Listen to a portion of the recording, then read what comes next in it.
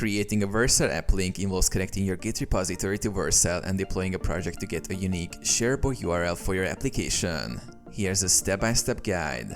Sign up or log into Vercel. Visit Vercel and create an account if you don't have one. Alternatively, log in if you already have an account.